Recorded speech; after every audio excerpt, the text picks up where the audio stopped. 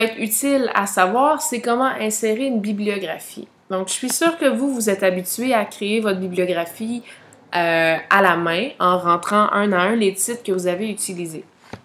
Une autre façon de le faire qui est beaucoup plus rapide, puis qui vous permet en fait de le faire juste une fois, puis après ça, peu importe les documents que vous faites, ça va être réglé, c'est d'utiliser ce que vous avez, un outil que vous avez dans Word.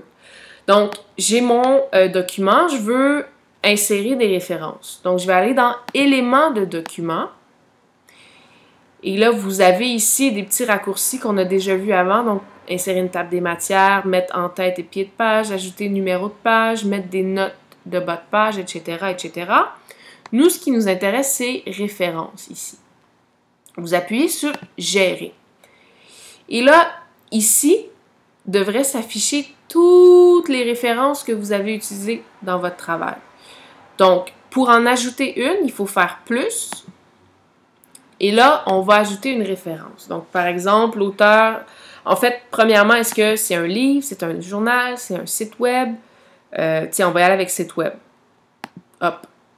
L'auteur, ben, c'est moi-même, donc Madame Aubu.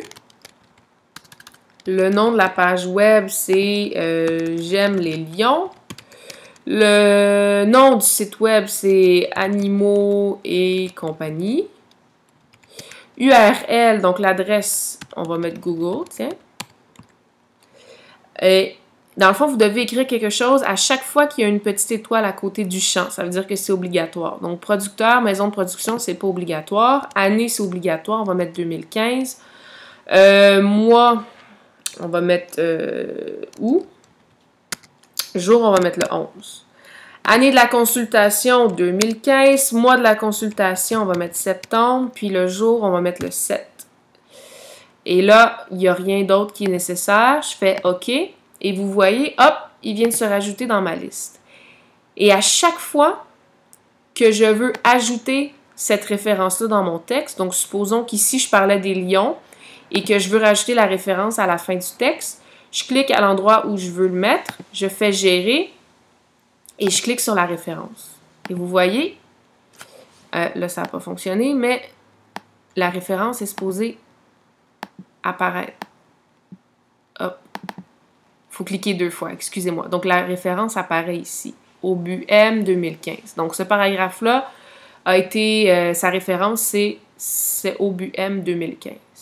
Une fois que vous avez fini d'entrer, de mettre toutes vos références dans votre texte, vous voulez faire votre biographie, vous allez appuyer à l'endroit où vous voulez mettre la biographie, donc par exemple à la fin du document.